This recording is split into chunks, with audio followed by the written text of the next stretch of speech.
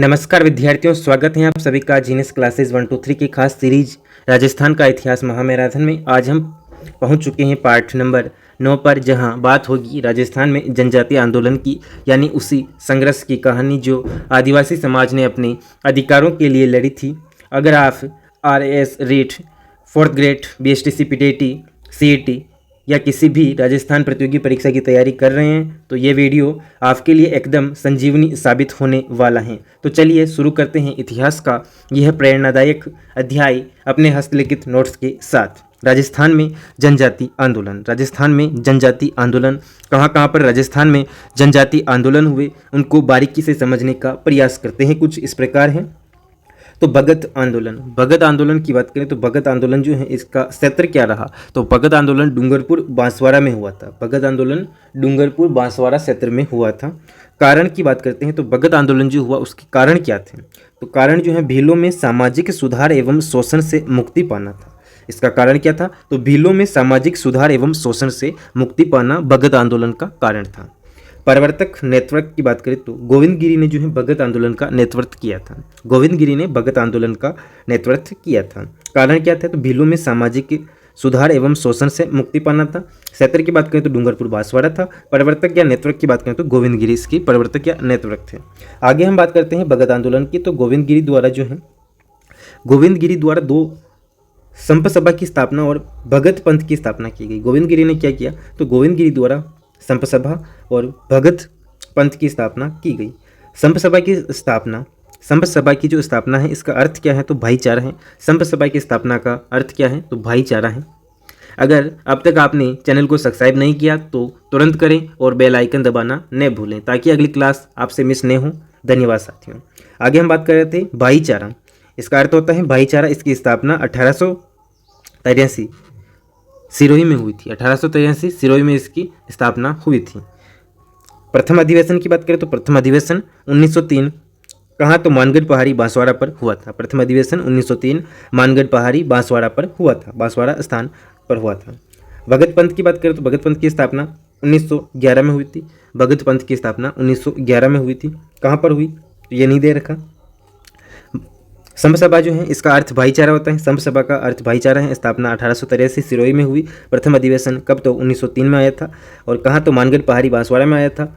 भगत पंथ की बात करें तो इसकी स्थापना 1911 ईस्वी में हुई थी। आगे हम बात करते हैं तो गोविंद गिरी की बात कर लेते हैं। तो गोविंद गिरी कुछ इस प्रकार हम पढ़ेंगे। तो गोविंद गिरी का जन्म 1858 बांसिया गाँव डूंगरपुर में हुआ था। गोविंद गिरी का जो जन्म है वो 1858 बांसिया गाँव डूंगरपुर में हुआ था।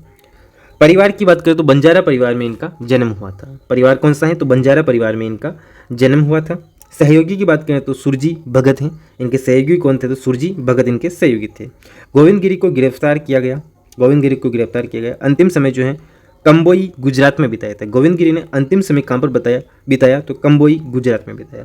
मानगढ़ पहाड़ी हत्याकांड। अब हम बात कर रहे हैं मानगढ़ पहाड़ी हत्याकांड कहाँ पर हुआ, तो बांसवाड़ा में हुआ था। मानगढ़ पहाड़ी हत्याकांड कहाँ पर हुआ, बांसवाड़ा में हुआ था। भीलों की सभा हुई थी। वहाँ पर क्या हुई थी, भीलों की सभा हुई थी। कब हुआ था, 17 नवंबर 1913 को हुआ था। 17 नवंबर 1913 को मानगढ़ पहाड़ी हत्याकांड हुआ था। भीलों की सभा हुई थी। कहाँ पर है, मानगढ़ पहाड़ी हत्याकांड बांसवाड़ा में है। मेवाड़ भील कोर पर जो है गोलियाँ चलाई गई। मेवाड़ भील कोर पर गोलियाँ चलाई गई। इसमें जो है मानगढ़ हत्याकांड में 1500 जो भील हैं वो शहीद हुए थे। राजस्थान का जलियांवाला बाग हत्याकांड कहा जाता है। मानगढ़ हत्याकांड को राजस्थान का जलियांवाला बाग हत्याकांड कहा जाता है। अगर हम बात करें तो मानगढ़ पहाड़ी कहाँ पर है, तो बांसवाड़ा में है। यहाँ पर भीलों की सभा हुई थी। कब हुई थी भीलों की सभा, तो 17 नवंबर 1913 को हुई थी। मेवाड़ भील गोल पर जो है गोलियां चलाई गई थी और शहीद जो है 1500 भील शहीद हुए थे। राजस्थान का जलियांवाला बाग हत्याकांड भी कहा जाता है। अगर अब तक आपने हमारे चैनल को सब्सक्राइब नहीं किया तो तुरंत करें और बेल आइकन दबाना न भूलें ताकि अगली क्लास आपसे मिस न हो।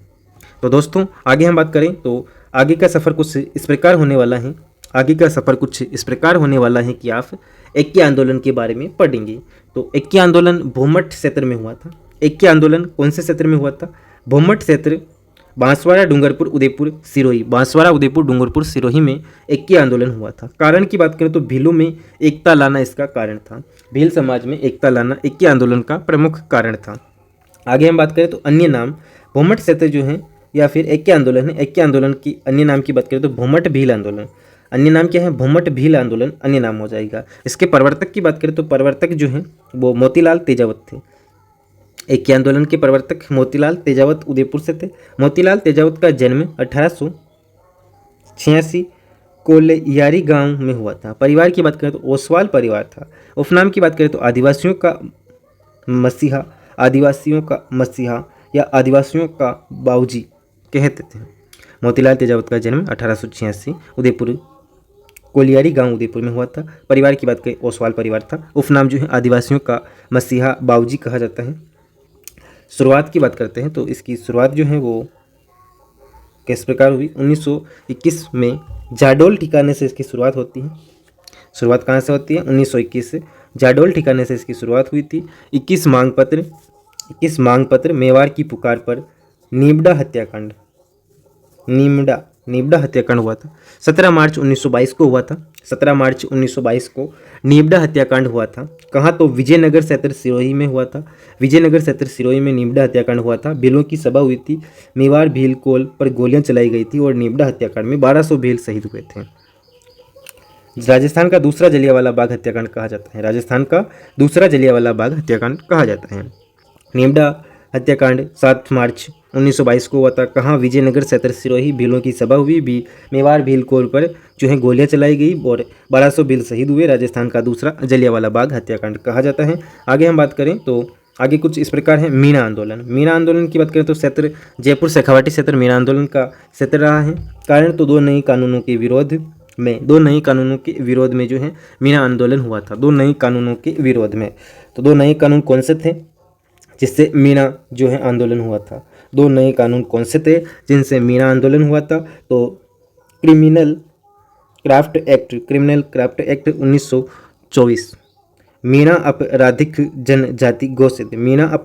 जनजाति घोषित किया गया था। क्रिमिनल एक्ट 1924 के तहत जयराम पेशा या जेरापम कानून 1930 में आया था। मीनाओं के 12 वर्ष से अधिक आयु वालों को प्रतिदिन थाने में जाना होगा। क्षेत्र की बात करें तो जयपुर शेखावाटी था। आगे हम बात करते हैं मीना क्षत्रिय सभा की। मीना क्षत्रिय सभा 1933 जयपुर में हुई थी। नीम का थाना का जो सम्मेलन है वो सिक्खर में हुआ था। नीम का थाना का सम्मेलन सिक्खर में हुआ था। मीना सुधार समिति सिक्खर नीम का थाना में हुआ था। मीना सुधार समिति की बात करें तो अध्यक्ष बंशीधर शर्मा थे। अध्यक्ष कौन थे? बंशीधर शर्मा थे। 7 अप्रैल 1944 को मुनि मगन सागर द्वारा मीन पुराण ग्रंथ लिखे। बागावास सम्मेलन की बात करें तो बागावास सम्मेलन कहाँ पर हुआ? तो बागावास सम्मेलन सिक्कर में हुआ था। बागावास सम्मेलन सिक्कर में हुआ था।